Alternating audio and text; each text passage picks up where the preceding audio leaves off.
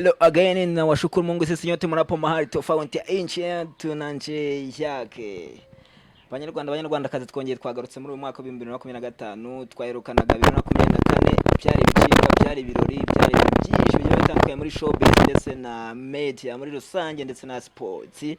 Ni MC Sanga wanyu rero wa musore mwakunze muri benshi cyane wa musore mwashegeye wa yashyizeho mu kantu n'abakobwa banyica bazantwara kabisa. Abakobwa baba bari gushaka kumenya ngo MC Sanga ni muntu kintu wahe kabisa yongeye yagarutse 2025. Okay, rero twongeye tubaha ikaze tubasuhuza mwebwe mwese mugiye muri hirya no hino mu mande enye zigize igihugu cy'u Rwanda, abantu bari mu ntara y'Amajyepfo, mu Majyaruguru, mu Burasirazuba ndetse no mu Burengerazuba, abantu bari mu mujyi wa Kigali, mu karere ka Gasabo, Nyarugenge ndetse na Kicukiro, mwese tubahaye ikaze. Abantu bari hanze y'igihugu cy'u Rwanda by'umwihariko aba diaspora cyangwa se abo mu ntara ya gatandatu, mwese tubaye ikaze. Abantu bari mu bihugu bigiye bitandukanye biri ku mugabane wa Afurika, by'umwihariko abantu bari mu gihugu cy'u Burundi, Tanzania, Uganda ndetse na DRC cyangwa se Democratic Republic du Congo, abantu bari Sudan y'Epfo, Mozambique n'ibindi bihugu bitandukanye, abantu bari USA, United States of America, Canada n'ibindi bihugu bigiye bitandukanye. Ku mugabane w'Uburayi ntitwabibagiye Canada ni ku mugabane wa Amerika. Ku mugabane w'Uburayi namwe ibihugu ni byinshi cyane bigiye bitandukanye nk'Ubwongereza ndetse n'ibindi bihugu bitandukanye, muri Australia ndetse no muri Aziya, mwese ntitwabibagirwa kuri Day to Day. Day to Day rero ni ikinyamakuru cyanyu gisanzwe kibagizaho amakuru agiye atandukanye. 2025 twagarutse kugira ngo ya makuru mugende muyumva gatano kuri gatano. Uyu munsi rero sindi njyenyine, uyu munsi ndi kumwe n'umutumirwa icyamamare yagiye agaragara ahantu henshi hagiye hatandukanye, yagaragaye ku maradiyo menshi mwaramwumvishe, ni umusitari arazwi cyane, abanyamakuru benshi cyane bagenzi be baramuzi kuntu akora inkuru neza, kuntu ari icyamamare cyane cyane mumumva muri showbiz, ngiye musanzwe muzi cyane muri sport. Reka rero nangire mwakira nka MC Sanga, rero mwakire mu izina ry'abandi banyamakuru, mu mwakire kuri Day to Day. Dufatanye kumwakira, bimeze bite muvandimwe? Beze neza Sanga. Watangiye wibwira abavandimwe, ese nanjye izina ndaryibuka ryawe. Yes, Sanga barakoze cyane. Nitwa Horimpano entertainer. Ndi umu entertainer muri rusange kuko nkora ibiganiro by'imyidagaduro, bari muri entertainment muri rusange. Yes, Sanga umeze neza. Umeze fresh. Ariko man uzikuru wambaye neza. Juza hano twiyereka abantu wana. Ndebera wambaye neza wagiye kwitsimba abantu. Okay. Abanyamakuru nuko tumeze nyine. Mujya inyuma ya kamera. Umutumirwa bagomba kwigaragariza abafana, abantu bakamubona ari benshi cyane, abantu bakamenya n'icyo bahishiye. So meze neza, tuvuye mu bitaramo bya The Ben, tuvuye muri show, ibintu byari fire. Kigali uzarebe no kuri social media ahantu hose hari kugenda havugwa The Ben. The Ben abahanzi bagiye baperforming. Ni igitaramo cya The Ben gusa kiri kuvugwa cyane. So ni byiza cyane, dutangiranye umwaka turi amahoro mu mwaka wa 2025. So ndishimiye ko munyakira no kuri Day to Day. Yes. Urakoze cyane. Rero tutari kwajya kure cyane, ese umwaka wa 2024 no umwaka wakugendekeye gute muri rusange nk'umunyakazi, umuntu uba muri entertainment? So navuga ko ari ibintu wagenze neza cyane. Musoje ndi muzima, iryo nishimwe rya mbere. Witeka bw'icyubahiro ashimwe pe. Kuko musoje ndi muzima.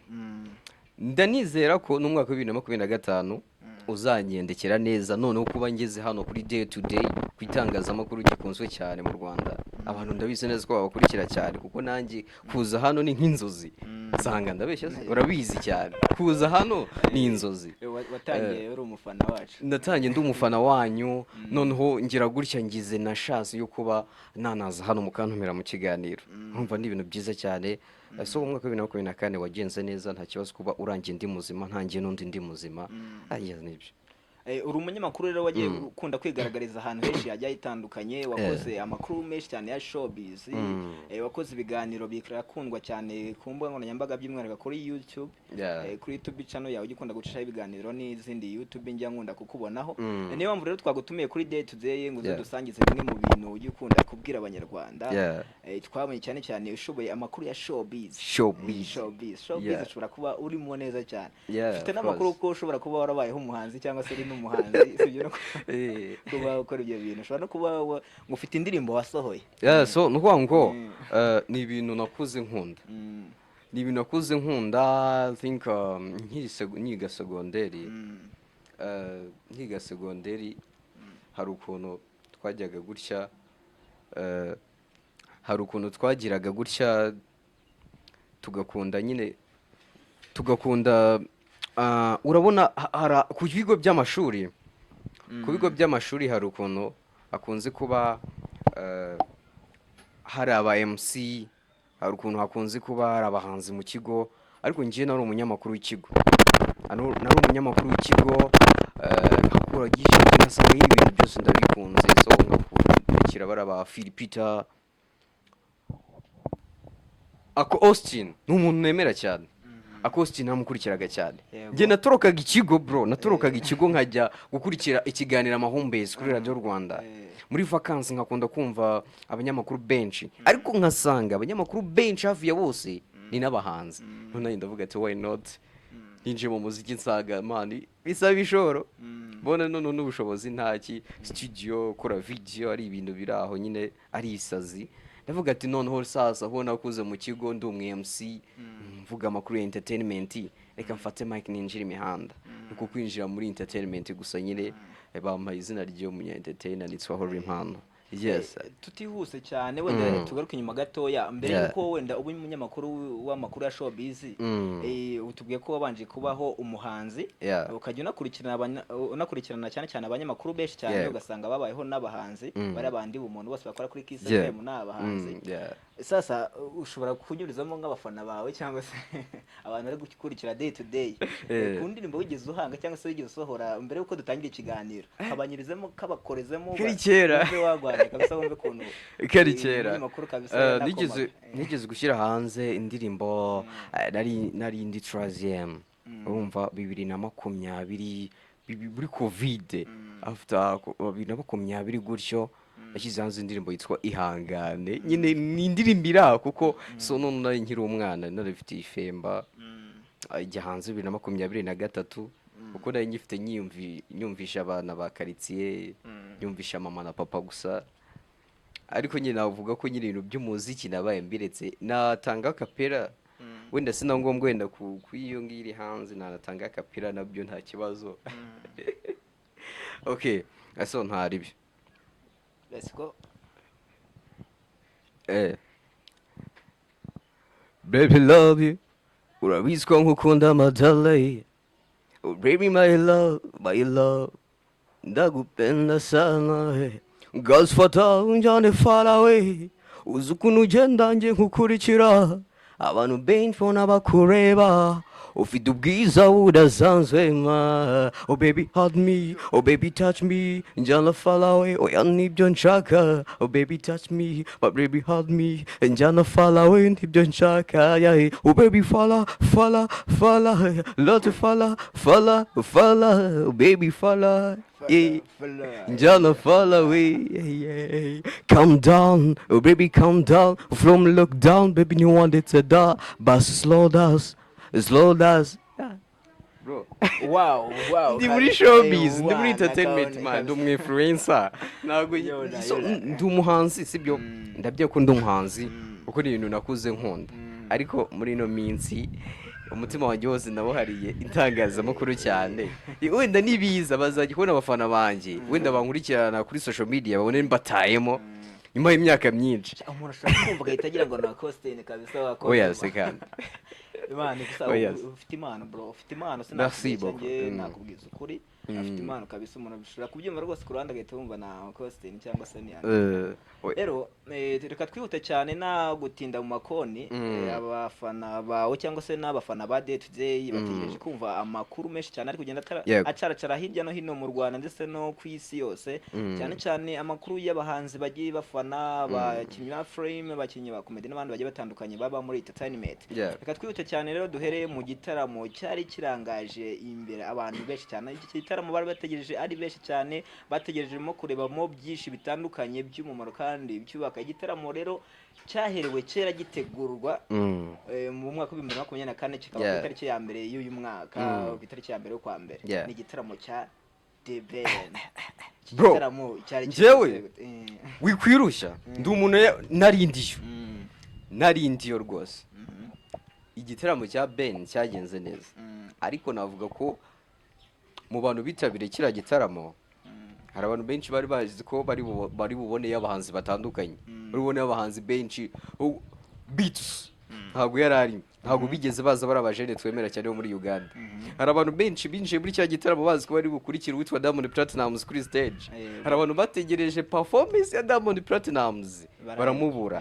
Hari abantu bari bazi ko uwitwa Nadia Mukami ari performing mu gitaramo cya Ben. Urumva rero bira bihumbi by'abantu bari bitabiriye muri BK Arena, hari abantu benshi bari baje gushyigikira Ben. Ku ruhande rumwe hari n'abatagenzwa na Ben gusa. Bagenzwaga n'iki sasa? Bamwe bari baje muri icyo gitaramo n'ubundi kugira ngo barebe abo bahanzi bo hanze, abo ba stars baturutse hanze. Urumva rero ni ibintu navuga ko, ariko by the way nagiye mbona bagerageje gufasha abahanzi batandukanye. Of course nka ya mpano nibwo bwa mbere yaragaragaye kuri stage muri BK Arena. We anavuga ko ari nacyo gitaramo cya mbere yakoze no mu mateka.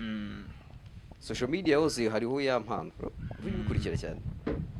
Biriya bintu ya mpano yakoze akagaragara imbere y'amakamera yambaye busa, biriya bintu byanatunguye abantu cyane cyane ko nko kuri social media, cyane cyane ku YouTube ukujya usangaho ya mpano igitaramo cya The Ben. Ubundi wagira ngo hari igitaramo cya The Ben n'icya ya mpano. Biriya bintu ya mpano yabizanye. Ni ukuvuga ngo ahubwo ya mpano ajya ashimira uriya muvandimwe, uriya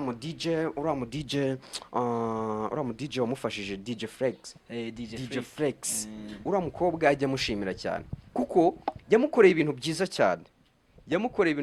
cyane no mu mateka, kuko yamufashije kugira ngo abantu bose bitabiriye igitaramo bamwishimira. Iriya No Stop sinzi wenda ukuntu DJ Flex yagiye abisobanura ngo ya mpano ngo yabanje akora ngo No Stop ngo indirimbo nyine ngo aziterateranya kugira ngo bimufashe muri performance. Ya mpano ajye ashyira mu kuri, ashimira uriya mukobwa bro, uriya mukobwa kuko yatumye abona umufano udasanzwe hariya hantu. Ese ntiwabonye performance z'abanzi bose batandukanye?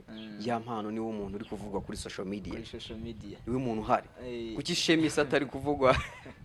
Ya mpano ariko ngo biriya bintu ngo ari yabipanze nyine, ngo ari yabipanze. Yabonaga ko hari igihe ngo abahanzi benshi bajya kuri stage, noneho indirimbo zabo yajya gushyiramo indirimbo batangiye bayiririmba, abafana bagahita bayibana, cyangwa se naze kuririmba indirimbo yashaka kuririmba zose muri rusange bitewe n'uko iminota ibaye mikeya. N'imwe indirimbo zose aza kuri No Stop zikaba zigenda zigaragaramo iminota mike cyane. Ariko uriya mu DJ nawe hajya bamwita DJ Flex nawe yavuze ko n'ubundi yari asanzwe n'ubundi ngo ari umufana we, ko byari kugenda kose n'ubundi ngo indirimbo ze ngo ari kuzishyiramo, ahubwo yatunguwe n'ukuntu ya mpano ngo n'umurara mubi, n'umuhanga usibye n'uburara. Uriya mwana afite imyandikire idasanzwe bro, ari talented. Burya hari injyana dukunda kuvuga ngo dufite gospel music, tukanagira na gospel gangster. Ya mpano aririmba icyo twise gospel gangster, arimba indirimbo ishobora gufasha umuntu. Uzarebe mu ndirimbo uwo rizagwira, uzarebe uwo muntu, uzareba indirimbo nyinshi cyane yandika, usibye ko rimwe na rimwe adukwepa akajya mu bishegu, ariko hari indirimbo ari umuhanzi usohora indirimbo kavuga ati uyu muntu bro ararenze, ararenze. Njye no kubitangazamakuru byinshi ngiye mbasha kugeraho, yego mbasha gufasha abahanzi b'abapcoming pe, sibyo? Ariko hari abana baba bari talented mu myandikire, sibyo? Hari abana baba bafite imyandikire idasanzwe. Rero ya mpano yakoze amateka muri BK Arena.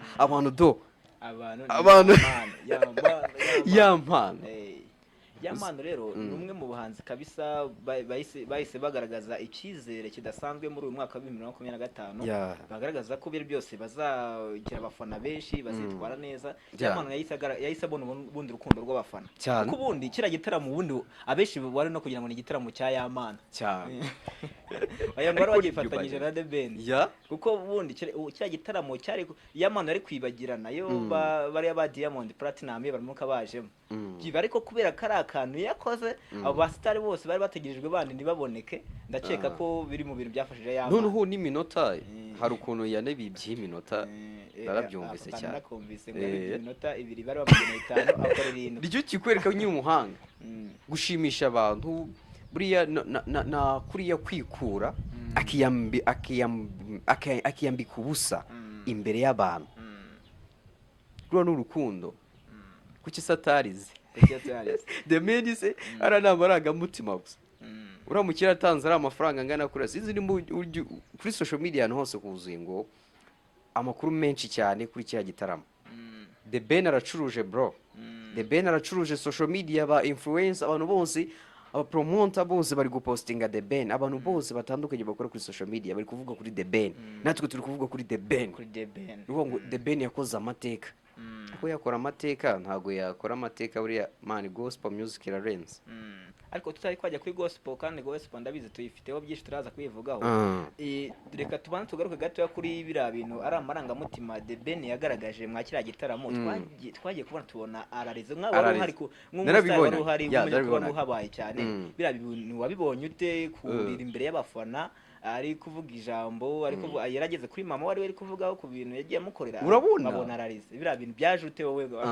yarabanje nababwira ngo guys ntago ndi buriri rwose ntago ndi buriri akimara kuvuga ngo ntago ari buriri tubona ararize so ntago byatungura abafana be ntago byabatungura cyane none si Burundi ntiyarize none se na hari abantu benshi bitabire kira gitaramo bari bazi ko n'ubundi ari buriri umuntu ukunda kugira emotion cyane bira bintu nyine urabona byaratewe n'iki ku ruhande rwawe kuri uriya munsi hari igihe ibintu binakurega hari igihe ibintu bikurenga ariko ngo yerema aravuga story iri true ku buzima bwe avuga kuri mama we sibyo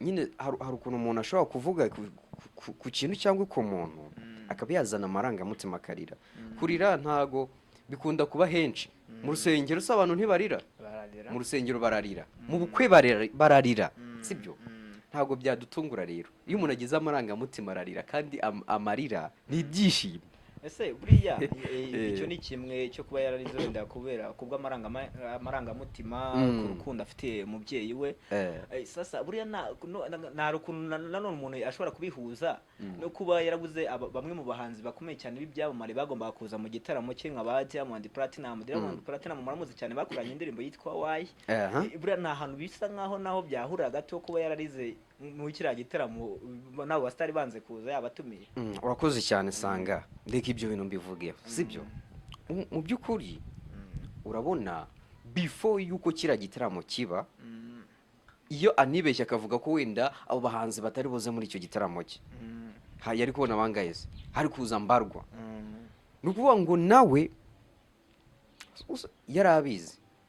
yarabizi ko batari buze twe amakuru nimba ujya unankurikira kuri MRTV narabivuze ndimo mvuga ko witwa The Ben yagiye muri Kenya afite yari yagiye gutembera agiye kureba uriya muvandimwe Tree Brown sibyo none ahurirayo na Diamond Platinumz ari kuririmba mu bukwe iyo story nayivuzeho cyane noneho witwa The Ben aramubwira baravugana undi amwemera kuza kumushyigikira murabizi ko hari ibintu byagiye kujya hanze ngo ntibumvikanye ibintu byagiye hanze ngo ntibigeze bumvikana ariko icyo gihe batangiye kwamamaza igiteramo cya The Ben ko uwitwa Diamond Platinumz aragaragara kuri stage hano mu Rwanda muri BK Arena ruvuga ngo ntabyo yavuze baza bataza byagenze neza sibyo biriya bintu rero biri mu bintu byatunguye abantu benshi cyane, nubwo Diamond Platinum nyine atagaragaye, umaze kuvuga ko we yari yabimenye kare, amakuru yari afite hakiri kare cyane, akanga kugira ikintu abivugaho, gusa nyine abantu ntabwo baryohewe karagana. Gusa nanone bitewe n'umufana wari uhari, ikintu nanone The Ben ashimira abantu ni ukuntu yarangije igitaramo bwa mbere mu mateka, nayo ngo nibwo yakabibona, arangiza igitaramo abafana akabasiga kuri stage, ahubwo ndabona The Ben akabasiga bagihari muri nuze muri sale, bakiri muri Big Arena bagifana, ibyo byose bamugaragarije urukundo nubwo ibyo byabaye bwa mbere mu mateka. Ni nabwo umuhanzi yitegura igitaramo ku giti cye kikitabirwa n'abantu bangana kuriya, kandi n'ubwa mbere abandi baratumirwa. The Ben navuga ko nanamushimire cyane, sibyo man, respect, nimba nakurikiye hano day to day, sibyo ni umuntu nemera cyane, ntabwo namuvugaho kenshi cyane, sibyo. The Ben ararenze bro, umuntu witegurira igitaramo kikitabirwa n'imbaga, ngo nawe tinya umuntu uramukire, urabona yagiye gutanga amafaranga, aramuhereza arangije The Ben avuga ati nafu gezaho none se gezaho, mbabarira rwose, urakoze, ibyo ukoze birahagije, ukoze n'ibyo ngibyo. Akandi kantu murumuna we ari mu bantu bagize ikintu bagaragaza kigaragara cyane muri kiriya gitaramo. Wabibonye gute biriya bintu? Murumuna we n'itsinda ryajya bamwita uramujene Green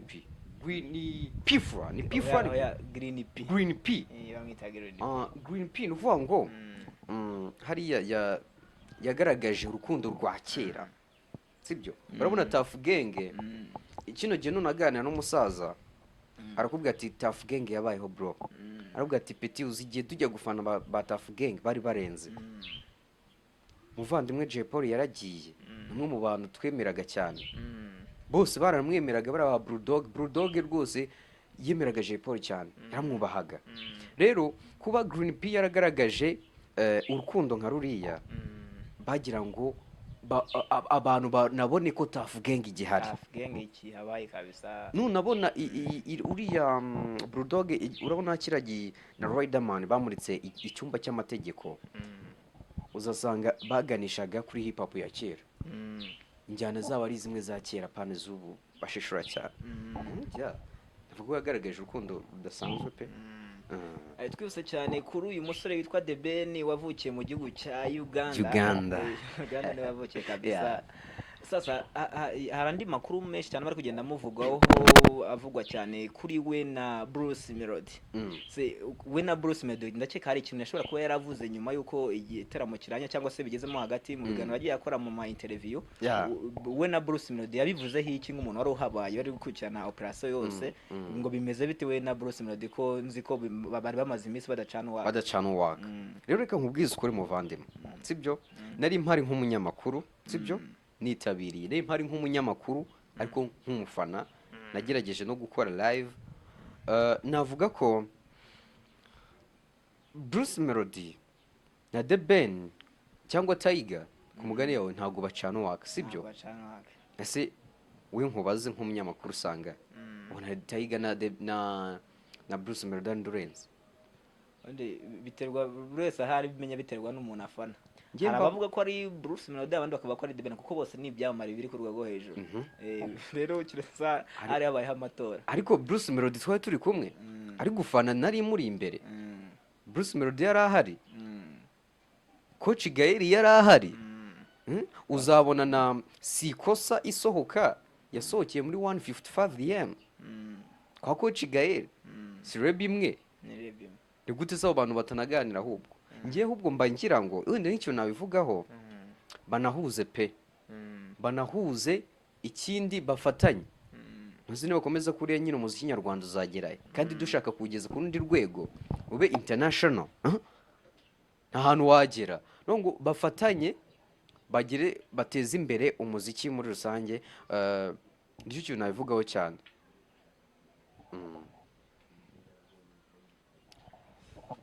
akandi kantu buriya nubwo babifata mu yindi njyana itariyo I think ngewe kuko nabonye ubundi Bruce Melody yitabira kiriya gitaramo kuba yaritabiriye kiriya gitaramo Bruce Melody ni ibigaragaza ko we na byose nta beef hari cyangwa se nta kibazo gihari nge niko mbyumva cyane ku rundi ruhande sinzi ukuntu abafana ubundi muri rusange baba bavuga ngo hari ikibazo kandi Bruce Melody yaritabiriye igitaramo ariko na Bruce Melody interview yakoze interview yakoze yavuze ko The Ben atamwemera yavuze ati njye nubaha uwitwa Meddy sinzi undi yavuze yubaha ninde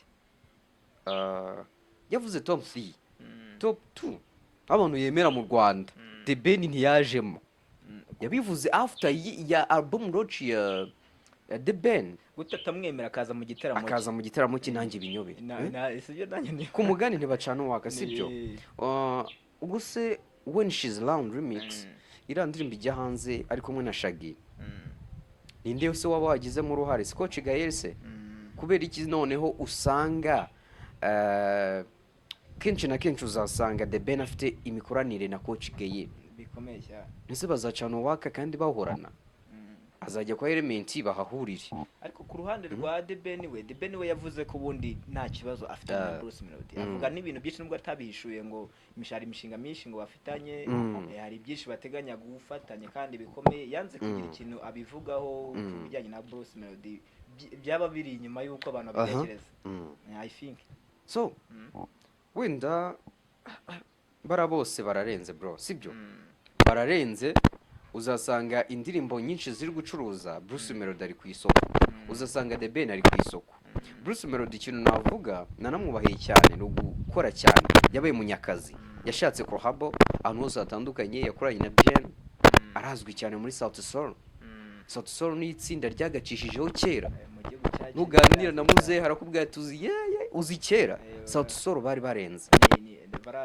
Bien ararenze bya kiriya gitaramo rero ntitwabivuga ngo tuzabirondore ni byinshi cyane byabaye muri BK Arena igitaramo cyarangiye neza cyane kandi gitangira neza igitaramo cyitabiriwe n'abantu batari bake cyane ugereranyije n'uko abantu bari bitezwe igitaramo abantu baje ari benshi bahagaragaramo abantu benshi batandukanye baburikana buri nkoni mbona induru zabona ariko barabaniga tubagarukeho barabaniga n'abaniga nkunda cyane ariko ko nabo arabanze baravuga ngo nabo bashaka kuzahura umuziki nyarwanda noneho reka nkubwize n'ukuri sibyo bari abahungu ni abantu bafatanyije mu nzara yose barabana hari indirimbo bafite nkunda cyane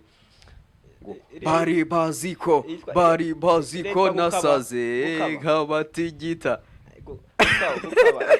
gukaba cyangwa gukaba ngo baratigitaga bakanga gufata amatelefone man ariko ngo baturutse mu miryango ikakaye bazanywe no kugafata so nuko ngo nabara rero nabahanzi sibyo nabahanze kurebye n'inyandikire man baririmba indirimbo zidufasha cyane nkatwe sanga nje namahirwe nagize kuntumira hano kuri Day to Day sibyo hari ubyifuza yabibuze sibyo rero nabone ko byagendaga guhamagara nkasanga gahamagara Irene wamaye ikiganiro akanamukupa akajya kwa Yago akabakupa barabahungu bamaze kubibyamara cyane bari hejuru cyane kabisa ndakeka ko batwaye award y'ukubuje subscribers 100 ndakeka rero ngo The Ben nawe yabifashishije aravuga ati akabahungu nabo mbifashije abahungu nabo rwose bakora njye mbona banikaraga imbere ya The Ben cyane bagira tumakaza bariya nabanyarwenya navuga ko unazanye bavuga ngo Genesis comedy ngiri hejuru sibyo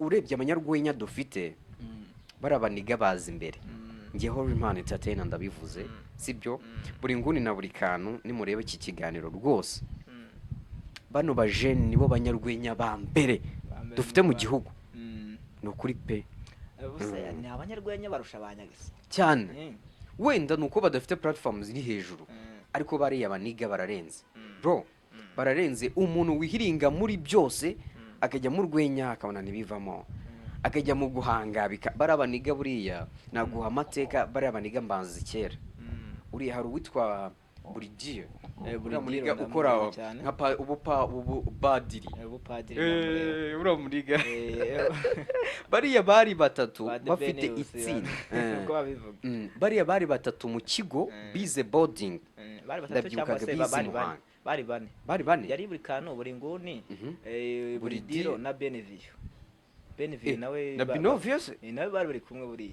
nawe buranerema yabo wow noneho bari bafite itsinda mu kigo bakuranye gutyo none sasa abantu mu kurangiza amashuri bikananga aho nta kazi ntaki bagahimba kotiti bikanga bakajya mu muziki bikanga mu rwenya aho bikundiye nyine so ntabwo babura gushima kandi n'indirimbo basohora za ndirimbo nyine z'amateka yawe cyane rwose abana kabisa reka tunyarukire mu yandi makuru agiye atandukanye turacyari kuri day to day nta kintu tuba tugusaba sibye gukanda subscribe share na comment agasubscribe nimba utagashyizeho ugitangira iki kiganiro yibuke ufungura ku kazogera nako kantu kabisa ako kazogera nicyo tugusaba kugira ngo ibiganiro byose bizajya bica hano bijye bikugeraho 5 kuri 5 ese wowe nk'umunyamakuru usanzwe ukurikirana ibi bintu uhuza gute ibintu bijyanye na gospel injyana ya R&B ndetse na rap cyangwa se n'izo za Kenya trap nihe njyana ubona iri hejuru kubera iki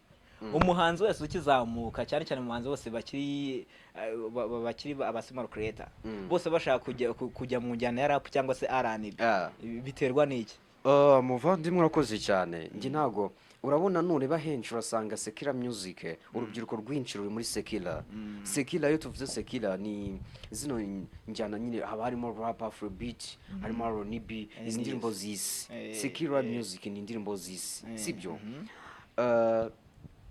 ariko byanga byakunda na gospel tumaze kugira gospel igeze ku yindi level mu Rwanda kino gihe uzabona Israel Mbonyi arakubita bikari n'akayuzuza abantu bakaburaho bajya baguza amatike yabo The Ben se ntonaga ko twisanzura twarisanzuraga abantu bamwe banisanzura rwose imyanya ihari so urumva rero witwa Israel Mbonyi ni umwe mu bantu navuga ko bazamuye idarapo rya gospel music mu Rwanda hari Gira International ni Nasiri wabonye ahantu igezwe imaze kugeza hafi miliyoni zimaze kuyireba sibyo ubu twizere Mbonye kuri gitaramo Kenya Tanzania Uganda abantu bakitabira bakuzura kandi nimba ari ikintu nakunze cyane nakunze hanze bafite ukuntu bashyigikirana bikomeye cyane bafite ukuntu bagushyigikira ngo rero bari aba Frank bose nubwo na bamwe bagiye hanze na Meddy hari ibitaramo ajya ategura muri Leta Zunze za Amerika turabibona ko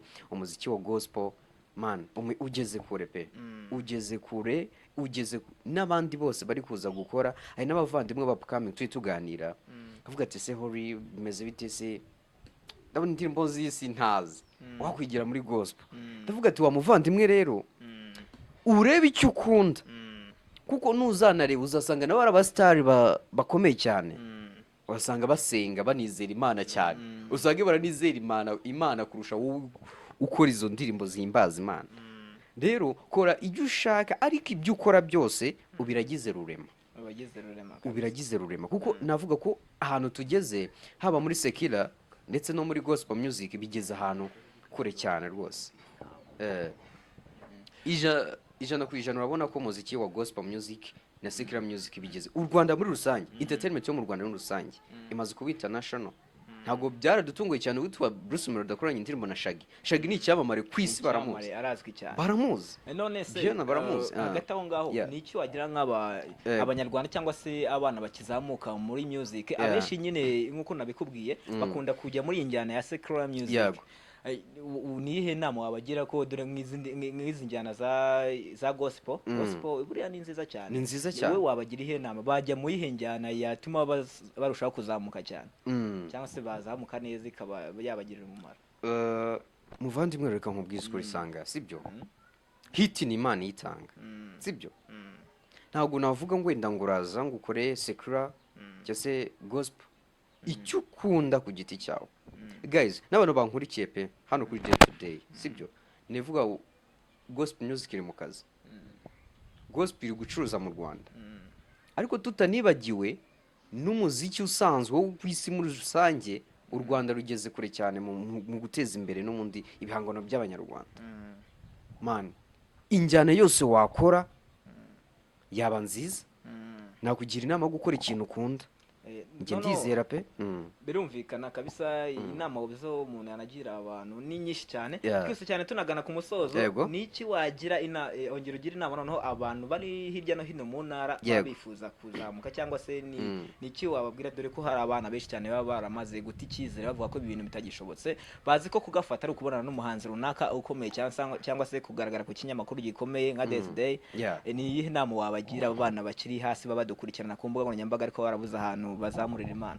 Sanga urakoze cyane pe. Njye horo impano ndi umunyamakuru kandi urabizi ko uri mugenzi wanjye sibyo. Ni ukuvuga ngo guys n'abantu bankurikiye sinzongeye no kumva umuntu avuga ngo abahanzi bo mu ntara sibyo, kuko uzasanga kenshi amafaranga barekura ramwe.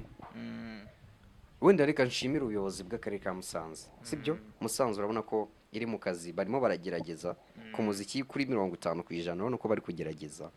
Nyine haracyabura ubufatanye, haracyabura ubufatanye. Nk'umuntu nkurikiye uri mu ntara rwose ikintu namubwiye ati never give up, nta gucika intege, haranira gukora cyane sibyo. Ikindi natwe turahari, niyo mpamvu nkunda kuvuga ko naje guhiga connection. Iwacu ni Gisagara, iwacu Imamba ipfo mu majyepfo, naje Kigali nje guhiga connection. Barindire ndaje dukore njye nemera fate mikoro za day to day manuka ipfiriya gushaka abana bafite impano urumva. Rero navuga ko nta gucika intege mu buzima, ibintu byose birashoboka. Ikindi dufatanye n'ubuyobozi bwo mu mujyi wa Kigali, ubuyobozi bw'igihugu cy'u Rwanda muri rusange baturebere nk'abahanzi bakora umuziki mu ntara. Ndabivuze nk'umunyamakuru njye badufashe, abayobozi badufashe, abahanzi bo mu ntara. Sinzo yikumva umuntu avuga ngo abahanzi bo mu ntara ngiki ngo ntibagiye kuri stage, nabo bagiye kuri stage kuko bari batanga amafaranga angana, studio arangana, video arangana, promotion promotion ni hatari. Promotion ni hatari, nicyo kintu cyane kibi cyane. Promotion ni hatari. Icyo nababwira ni ukudacika intege kandi natwe turahari. Dore ko turi kwinjira ikibuga wasanga abandi bari kugenda havamo, natwe turi kuza dushyira kandi kacu nyine. Ibyo twaganira ni byinshi cyane, amakuru ni menshi cyane bari kugenda caracara ku mbuga nkoranyambaga cyangwa se muri entertainment, ndetse no yaba ari amakuru ya gospel n'andi makuru agiye atandukanye, yaba ari media, abakinnyi ba filimi, comedy ndetse n'ibindi bigiye bitandukanye nk'abahanzi. Amakuru rero ni menshi cyane nakagaruka. Iyi ni Day to Day TV, ngende MC Sanga, turi kumwe n'umutumirwa wacu Horimana, turavuga mu yandi makuru agiye atandukanye yaba yo hanze y'igihugu. Ikindi cyo babwire ko tuzajya tunabana, ariko tuzajya tunabana nukuri hano habaye mu rugo, habaye mu rugo kabisa. Twongeye duhure mu kindi kiganiro. Ciao ciao.